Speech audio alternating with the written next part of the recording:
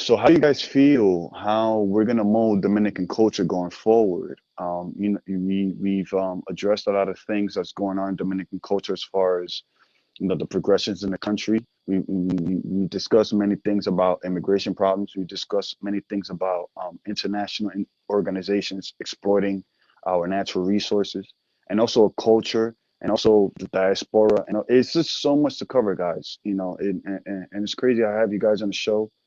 And it's so much more to cover. All right, so let's get into, because this is very extensive. And Peter sent me a thing. Uh, Paperwork and bulletproof and bullet points about certain things. All right, so we're gonna go to the origins. Okay, so the Spanish arrived on the Columbus and the island, right? 1492, December 6th. Is that celebrated in the DR or not? Do you think, guys? Do you think December 6th, 1492, is that celebrated in the DR? Do you know? As far as I know, we tend to celebrate Dia de las Razas October 12th, which is coming up soon. And as opposed to, like, what is traditionally have been in the US, even though that is changing with Columbus Day, we celebrate, in that celebration we celebrate everything. It's like a carnival. Like, we celebrate everything that makes us uniquely us. There's a part where the indigenous Taino part is celebrated. We celebrate parts of the European, Spanish influences that we have inherited, that's celebrated.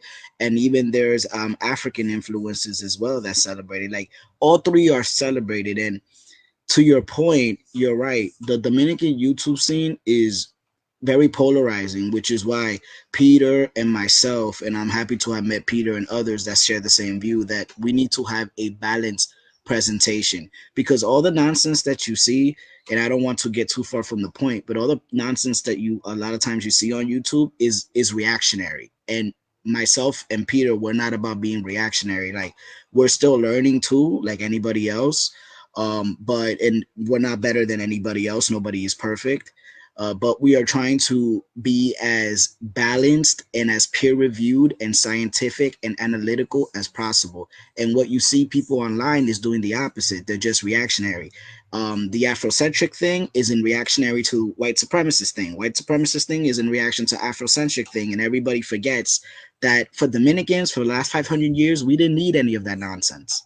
We just need to acknowledge who we are, acknowledge what makes us who we are, and be proud in that, and not allow people to steer us in whatever direction that they feel that they have to steer us.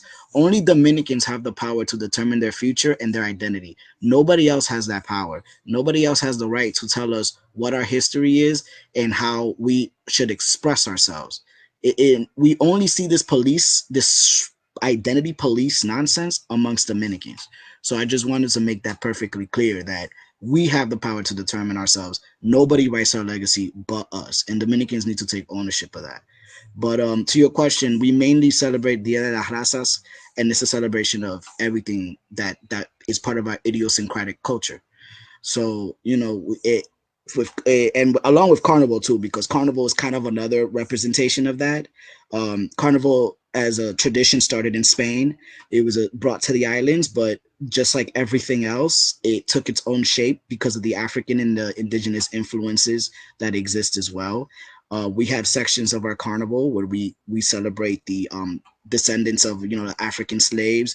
A lot of Dominicans will get up in like grass skirts. They'll put on the spears. They'll do the face paint, and you'll see them marching in the capital. You'll see them marching in Ocoa or Higüey or wherever, or on San Pedro de Macorís.